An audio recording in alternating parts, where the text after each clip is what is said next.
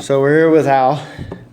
Al, tell me about the town you grew up in as a kid. Where were you born? And where'd you grow up in when you were school age boy? Um, I grew up in Ghana, which is West Africa. It's located on the coast. Grew up in a little town called Accra, which is the capital. Um, I'm one of triplet. Grew up with four other brothers and three sisters. So um, started going horseback riding or practicing horseback riding since I was probably 11 years old till probably around 10, 18 or 19, and then got into soccer when I was 21,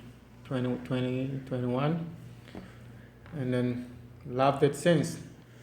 The three marks on your cheek, that has to do with your triplets, right? Yeah, I have three scars on my side of my head.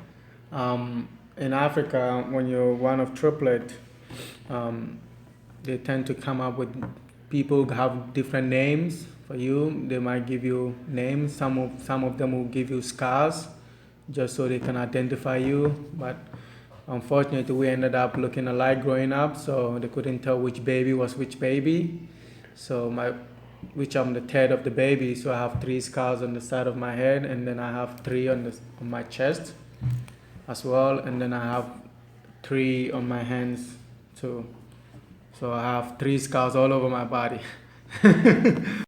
So, so take me through how you ended up making the journey from Ghana to the United States. I know you followed the horse training process, and then you ended up working at a resort. What were you doing at the resort? I was working as a stable man. I was taking the guest horseback riding. So kind of like a tour guide. A tour guide, and it's a town called Elmina, and it's a historic town. It has a slave castle, so it attracts a lot of tourist people. So big tourist center. Tourist center. So I love the job. I get to meet different people and all over the world. So I ended up meeting a lady called Delilah. She works on the radio. She offered me a job here in the state, and I couldn't refuse because the offer was really good. So and how long did it take from the time that she asked you to come to the time when that she asked me, I was 22, and then when it happened, I was 28. So it took 6 years to get me here. That's a lot of time and patience. Over those 6 years, did you have a point, like 3 years in, where you thought, this just is tongue in cheek, it's not going to actually happen? Or after a year, I felt like, I'm not gonna wait. I'm not gonna, put my hopes up high, because after she told me, my hopes were really up high. I thought it was gonna happen like in a month or in a couple of weeks. After a year and a half, I felt like, I don't need to be putting my hopes. I need to go about and do, focus on whatever I need to do. And actually, I was happy that it didn't happen that quick or sooner, because everything kind of felt in place. I felt like maybe it wasn't the right time for me to come. I ended up, playing soccer and changing lives of people, and, putting smiles on people's faces by taking them horseback riding at the hotel for those 6 years, and never once have I regretted, but everything happens for a reason. So yeah. I felt like I wasn't ready, or maybe God said I wasn't ready at that time, so He needed me to, be ready, and then boom, it happened. So you came to Port Orchard from Ghana. Yeah. Climate change. Did it take a lot of adjustment as far as not just hot and cold, because that's one thing, but dry and moist and whatever else. My journey to America, if I have to tell you, you will be probably laugh at me. My first experience, flying was also a hectic.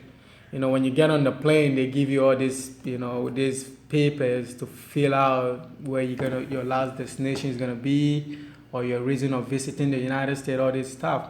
And I was traveling with my little niece, and I had to fill all her and mine, in which I didn't do it until the plane landed in the States.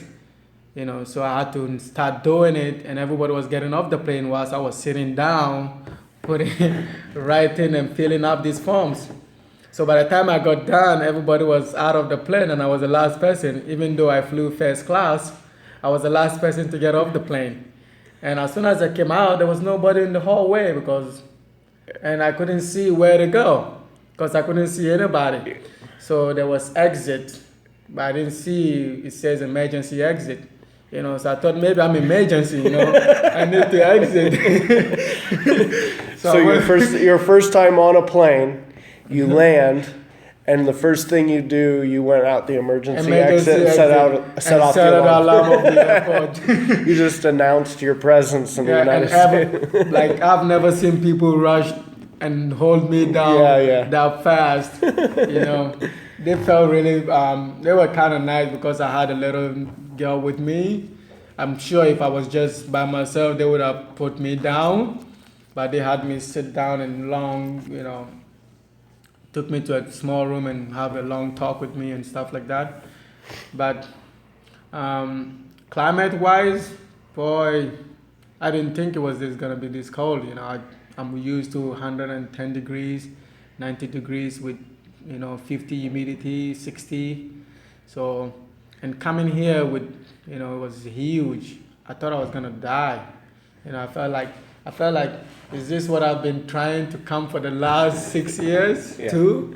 I felt really like couldn't do anything. I felt lazy. I felt, I couldn't help out the farm. Every time I try to go out and help out, I freeze my butt off. 5 minutes, I run into the house.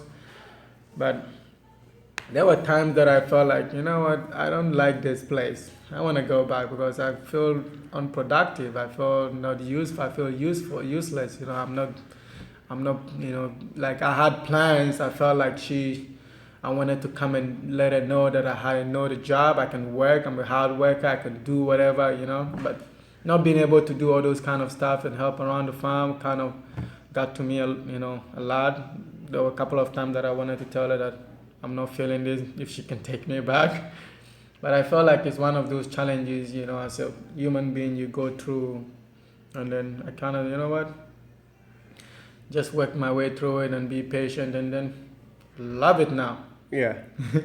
How did you end up at Olympic Sports Center playing soccer? Like, did you just, so you're working at Delilah's on the farm, and at some point you think to yourself, there's another part of my life that I had and I need to pick that up, and started looking around for a place to play? Or how did that end up happening?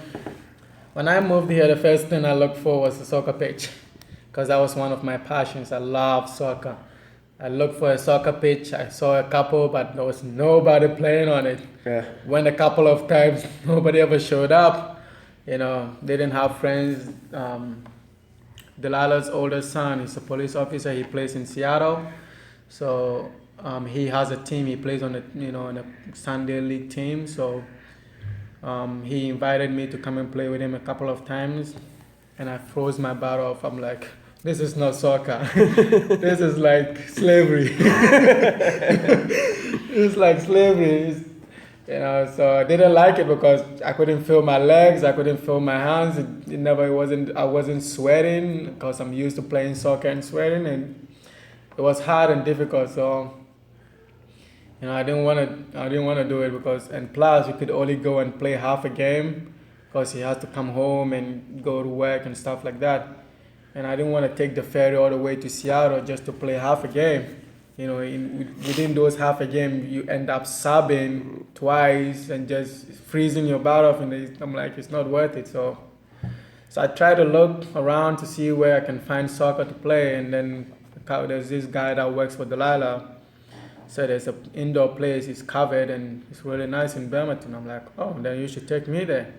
So he brought me up here, and then I talked to a couple of guys at the reception, and he said, yeah, there's a league here, but you gotta have to sign up and stuff like that. And it's like, have you played indoor? I'm like, no.